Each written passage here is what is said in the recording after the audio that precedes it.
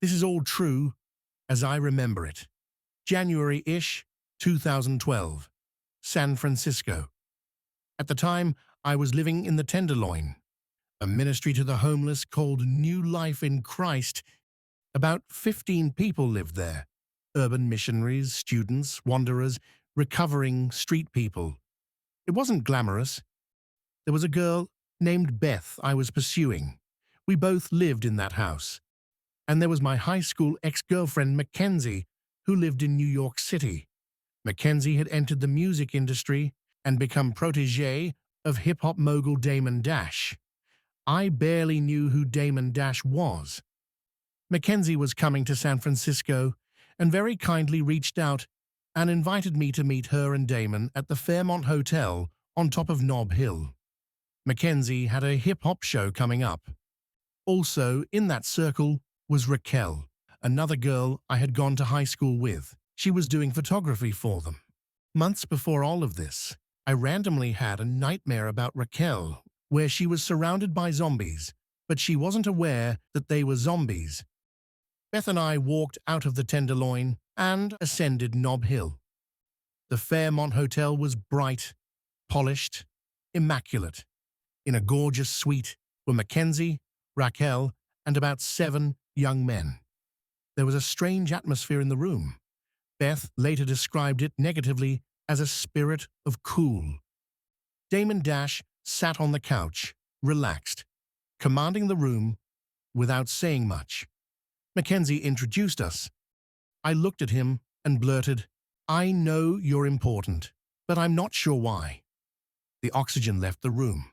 I honestly didn't mean it in an offensive way. He typed on his phone, half irritated. "Google me," he said.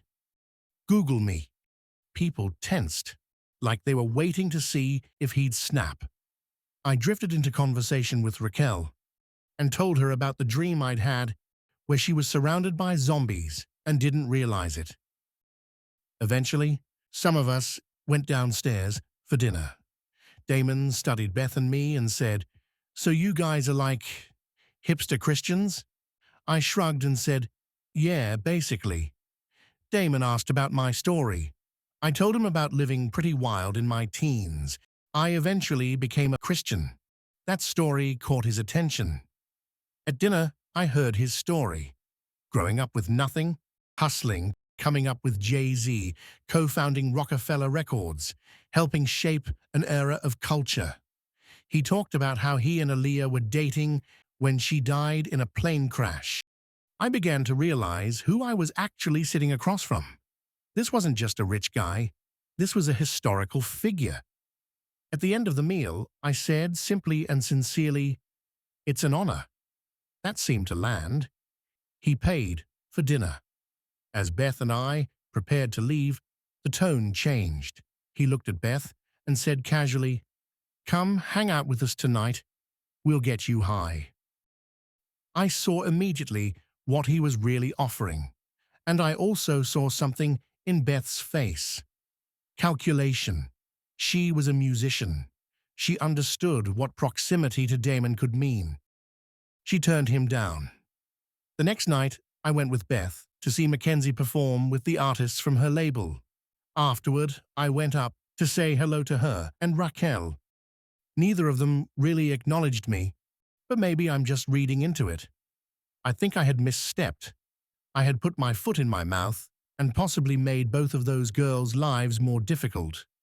I've always been grateful she invited me. That was one of the strangest nights of my life. I feel like I got to peek through a window into a different world. I learned only after I started making this video that Raquel started dating Damon Dash in 2015. They had a baby together in 2020 and are still together